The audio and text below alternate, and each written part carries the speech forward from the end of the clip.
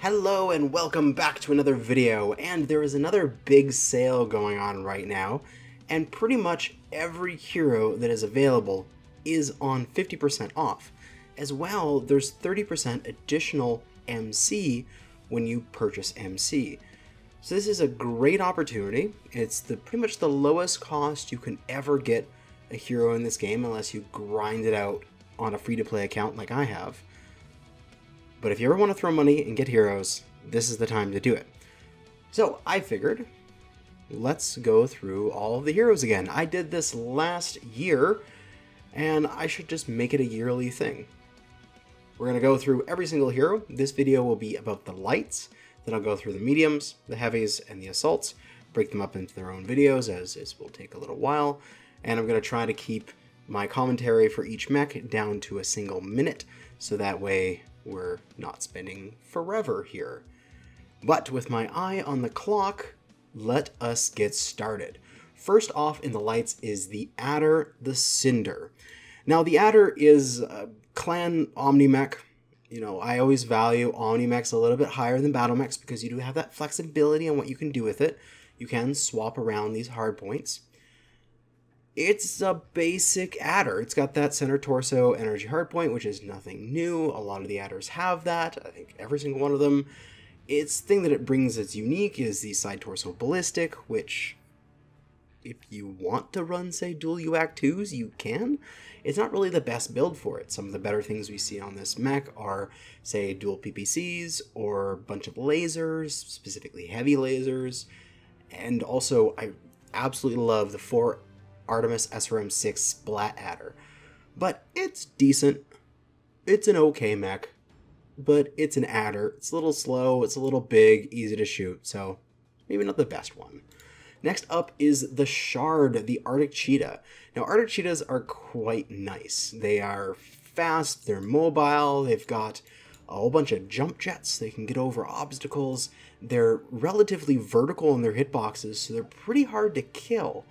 And the Shard brings in even more potential to Daka with machine guns, as it has, I believe, the only side torso ballistics out of all of the Arctic Cheetah Omni variants. So if you like doing mass machine guns, and you want to do it on an Arctic Cheetah, this is an option. Otherwise, you can do the standard sort of mass small laser type builds with an ECM on this guy and just get your C-build bonus because he is an Omni-Mech, and that's always a nice thing. So yeah, he's pretty good.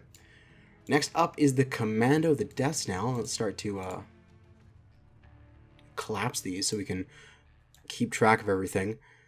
It's a Commando. They're not my favorite, but these things are pretty tanky. We've got some pretty good armor and structure bonuses across the mech for the structure in terms of the torsos, and also some massive armor bonuses on the arms, because its arms are quite large, so they're compensating for that, and also that's where all of its energy weapons are. And it just has 4 energy in its arms, 2 in each arm. It's realistically, this guy, you just want to load up with a big engine, and like, if you can fit it, as many pulse lasers or something like that as you can, and just run past the enemy and just do striking runs, you know, sort of strafing attacks, and be a harasser.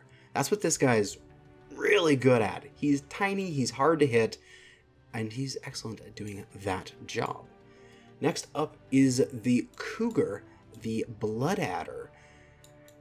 It's a Cougar. It's very similar to the Adder. They actually have the same legs. If we pop back there, they're like the exact same legs, but just on the different mech practically. It's just a slightly different Adder. It's a little bit slower, has a little bit more pod space, you can carry some heavier weapons. Some of the builds that you can just like barely fit in an Adder can fit on this guy. It's okay. The lack of mobility hurts it. It doesn't have the durability quirks that I would expect from something this small and this slow. So, but if you want to run it as like stay with your allies and just add fire support sort of thing, it can work there. Moving on to the Fire Starter, it's the the first Firestarter hero. This is the Ember. There is the other hero, although it's not in the store yet. That was from the Solaris 7 pack, which is pretty much the exact same as the Ember here. This one has its energy in the arms, 2 in each arm, and ballistics in each side torso. It's very good to put in some pulse lasers and machine guns. Use the pulse lasers to open up your opponent's side torsos and such, or open up the armor. Then use the machine guns to rip apart their internal components. It's a good sort of harasser, skirmisher, very good at finishing opponents off because of those machine guns. It has some decent structure quirks across the mech.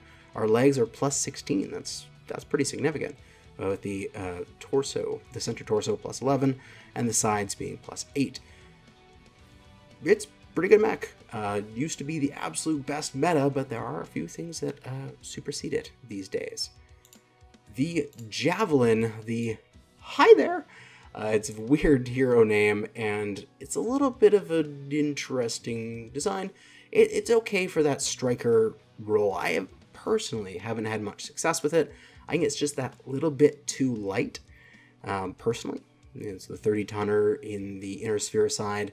Missiles for the inner sphere are heavier than the clan side. If this was a clan mech, I'd be like, yeah, throw a couple Serm 6s on there, and you're laughing. But this, you require a little bit of that tonnage to go elsewhere. I've had success with it with, say, a pair of rockets, 1 in each side torso, and then some energy weapons to back it up. You get that 1 good volley from rockets, and then you just work on your energy weapons for the rest of the match, or ignore one of the missile hardpoints and just do a single AMRAM of some type. That works as well. I personally haven't had much success in the high there. It's an okay mech. Next up is the Jenner, the Oxide, and this is an excellent mech for hit and run tactics. We've got 4 missile hardpoints across the mech, 2 in the CT, 1 in each arm. We've got some pretty good durability and a little bit of missile quirks for it. The primary build for this is 4 Serm 4s. That level of SRM, you don't need Artemis in order to keep your spread in control. And that's good because this mech wouldn't have the tonnage anyway in order to take that Artemis. You just take a nice big engine, you throw on 4 Serm 4s, something like 5.5 tons-ish of ammo, and you do strafing runs and you do assassinations into mech's backsides, and it is excellent at performing that role. Next up is the Jenner 2C, which is the clan version of this, the Fury. And it has, of course, Omnipods. No, wait, no, that's not an Omnipod. This is a battle mech. Get things correct. You cannot change your ballistics on this. It's got 3 ballistics in each arm and 2 energy in the center torso. It's an okay distribution of hardpoints. I would have liked to have maybe like 1 or 2 more energy hardpoints. That would have been nice. But you can still do things like 6 machine guns, a pair of medium pulse, something along those lines, a great big XL engine. Of course, it's a clan mech, so you don't have to worry about XL engines causing side torso death. It has no quirks because this is clan battle mech that has everything going for it, so probably doesn't need it. But yeah, it can run more of that scavenger, pick things off at the end with a bunch of machine guns sort of designs. Kitfox, this one is an Omni-Mech. I'll get these right eventually. The Kitfox Purifier, I think, is the best version of the Kitfox that you can get, mainly because we've got these side torso energy hardpoints, and they are right at the top of the mech. Now, the rest of the hardpoints the rest of the side torso omnipods that are available for the Kitfox are pretty poor. There was the loyalty variant, which added some missile hardpoints up there, but otherwise it's not really that useful. When you have these 4 energy hardpoints on these side torsos, even though those pods don't have any quirks, what it allows you to do is things like 7 energy and an ECM, or alongside of that 7 energy and ECM, also triple AMS with the Charlie right arm. That's one of my preferred builds on this thing is 7 ER smalls, ECM, and AMS. And I stay with my allies with the heavy and assault ball and protect them from enemy flankers and missiles and just be a support Kitfox. Because this mech is slow, it's only 97.2, it's a little immobile unless you want to take that tonnage for jump jets, and it is fat. You can shoot this thing pretty well. And it doesn't have much armor in the torsos where you would expect it to have for a mech of this size and speed. So yeah, I think the Kitfox is okay. This is definitely the best version of it, but there are other lights that are better at doing light things. The Pirate's Bane, the Locust. Screw these things. I can't shoot mechs of this size and speed to save my life because they just eat me whenever I'm playing my heavier mechs. This thing is fast as hell. It's got those 2 energy hardpoints, 2 in each side torso. It's got the 2 ballistics in the center torso. It is absolutely great with 4 energy weapons of whatever kind you want and a pair of machine guns. Use the energy to rip open, say, leg armor and then just machine gun the leg apart, cause an ammo explosion, and kill an assault mech in a few seconds. That is what these freaking Locusts can do. Plus, it has the ability to take ECM in the side torso, which makes it even harder to see, and you can put stealth armor on it so you can disappear completely. I will be unable to do anything against you if I run into a match. This is basically a free Kanajashi kill if you are running this and you see me. So just remember that. The Mistlinks, the Ebon Dragoon, if I'm remembering that correct. It's got some energy in the right torso, which I believe it's its unique thing that it brings to the mech. But I believe there was also a loyalty version as well that did that, which they introduced to make sure there wasn't a power creep related to the hero.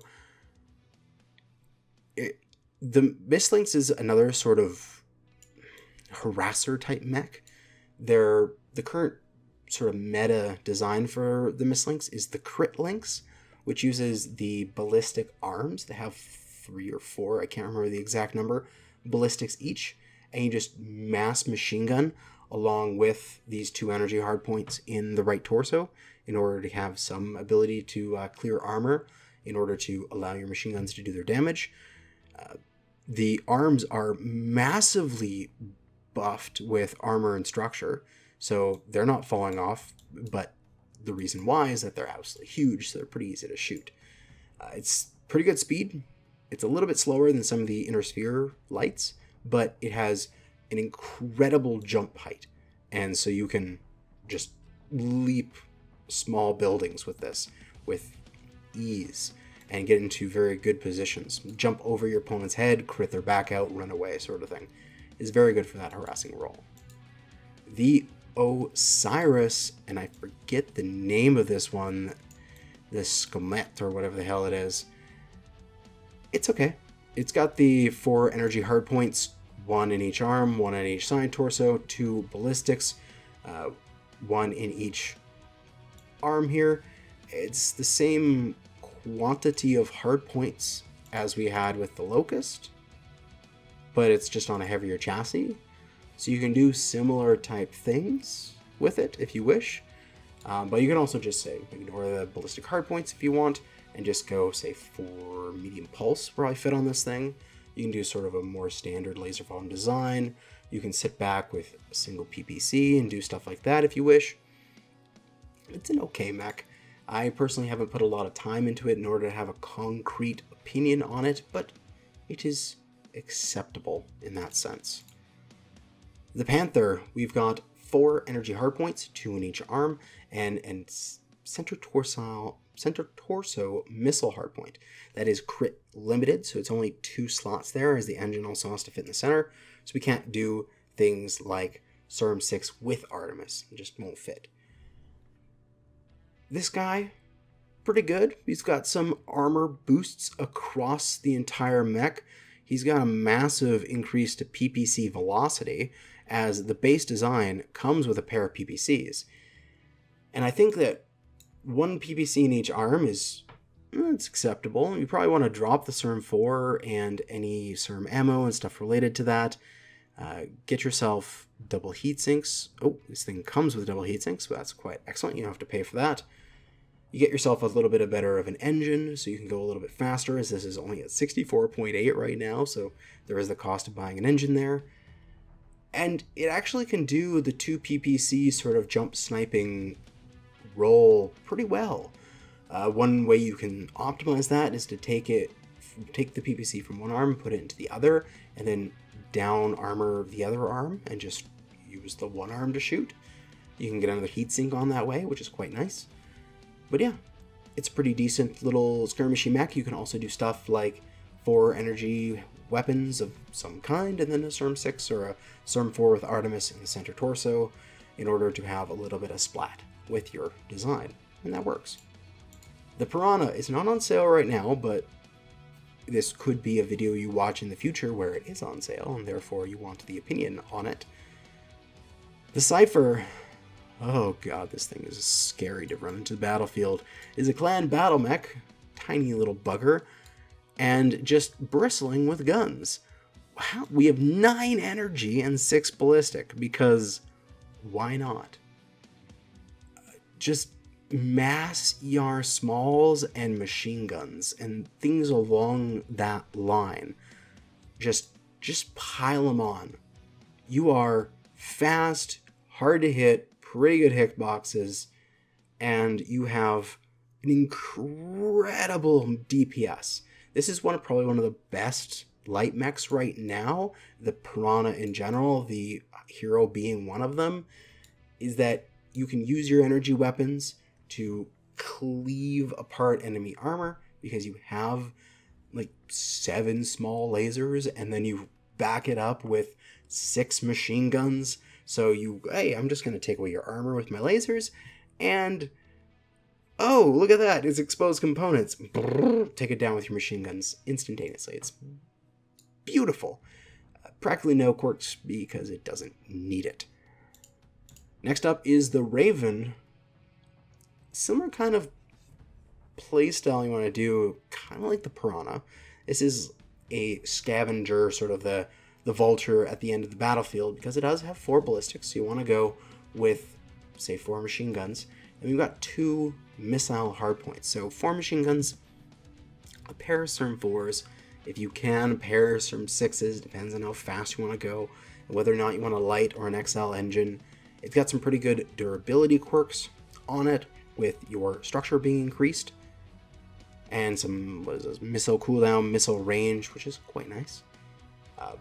Builds that I haven't tried yet, but there's like an MRM version of this, where you have medium range missiles, I think it's a pair of 10s of machine guns, which would allow you to reach out a bit further, to be in the trade phase a bit more before the battle turns into the brawl phase. But back when this thing had just massive SRM 4 cooldown, I absolutely loved running it. It's one of the few Ravens that do have the ability to jump, although it's very small. You just take 1 jump jet so you can get over a rock or help you up a hill. It's a pretty decent little scavenger type mech. The Spider Anasi, it's difficult to build on this thing. The one benefit this build has is that machine guns and lasers are both hit scan, so that you can just aim at an opponent and have your machine guns and your lasers in the same the same weapon group. You can just fire them together, because we only have 2 energy, 1 in each arm, and 2 ballistic, 1 in each arm, and 1 missile in the center torso. So something that I actually did with my Nasi, and I found it stupidly effective, even though I probably wasn't really doing that much, was a pair of ER smalls, a pair of machine guns, and a Streak 6, I believe it was, in the center torso. And a whole bunch of jump jets, a whole bunch of speed, always jumping, always running around at full speed, just repositioning, never allowing the enemy to settle onto me, and relying on this Streak to just go to where it needs to be, and just spamming small lasers and machine guns everywhere. it was really fun to play, but it really wasn't that effective. You probably want to switch that out, the streak, to a regular SRM so you can have more direct fire and be better with your aim. But it's not the strongest light. It does have some armor quirks across the mech with plus 10 everywhere. The Irby, the Canine. This mech has police siren above it and can spin around in a 360 with his torso. Therefore, buy it. This is an excellent little guy. Like, one of the more meta builds is 5 medium pulse on it with 2 in the center torso, 3 in the left arm. There's also things where you do a single, say, rack 2 or rack 5 and some backup lasers. You can either do those backup lasers with just the center torso or center torso and the arm. If you just do the center torso, you can down armor the left arm here in order to get a little tonnage back, take a little bit larger of a ballistic. But it's an Irby. These things are tanky as shit. You just have to get your max survivability tree on these things, and they're as durable as like assault mechs. It's stupid. Maybe not assault mechs, maybe heavies. But considering their very small profile, their very vertical hitboxes, these guys don't go down very quickly. So, Irbies are awesome. And the last on our lights, we have the Wolfhound. Now the Wolfhound is a little bit bigger of a light. The rescale for this made it fairly large, as it is a very thin profile from the side, so therefore its front profile is fairly substantial. But it does have a plethora of energy hardpoints with 5 in total, 1 in the arm, 1 in each torso, and 2 in the center torso. And then we have ECM in the right torso. I love this thing. I've purchased one on my free-to-play account, and I have one on my main account.